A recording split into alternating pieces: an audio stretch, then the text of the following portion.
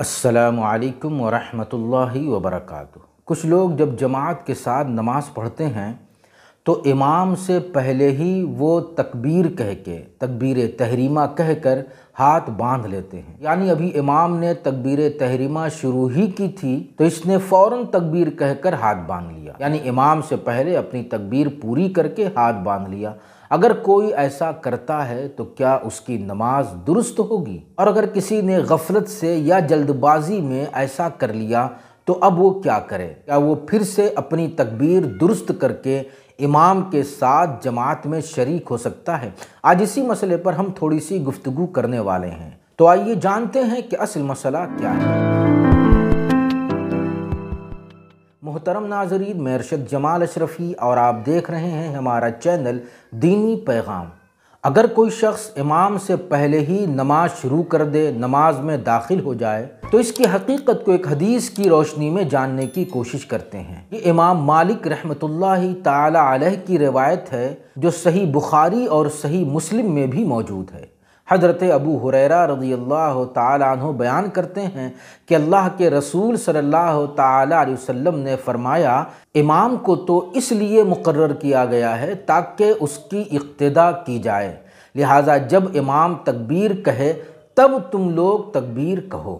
تو اس حدیث میں بہت واضح طور پر یہ بتا دیا گیا ہے کہ امام کی اقتداء ضروری ہے، تکبیر کہنے میں بھی امام کی اقتداء ضروری ہے، یعنی پہلے امام تکبیر کہے گا، اس کے بعد مقتدی تکبیر کہیں گے۔ اگر مقتدی نے امام کے تکبیر کہنے سے پہلے خود ہی تکبیر کہہ لی تو یہ اقتداء نہیں ہے، یا امام نے ابھی اللہ اکبر پورا کہا نہیں تھا کہ مقتدی نے جھٹ سے اللہ اکبر کہہ بھی لیا اور ہاتھ بھی باندھ لیا، تو اس سے یہ ثابت ہوا کہ تکبیر کہنے میں مقتدی نے امام کی اقتداء نہیں کی، لہٰذا جب امام کی اقتداء نہیں کی تو اس کی نماز درست نہیں ہوگی۔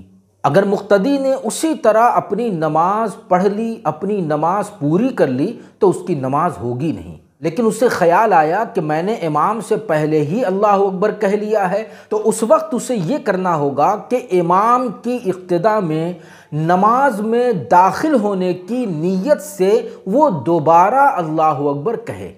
اب جب دوبارہ نماز شروع کرنے کی نیت سے وہ اللہ اکبر کہے گا تو اس کا مطلب یہ ہوا کہ اس نے اپنی نماز جو پہلے شروع کی تھی اس کو توڑ دی، اب یہاں سے اس نے نئے سرے سے اپنی نماز شروع کی ہے۔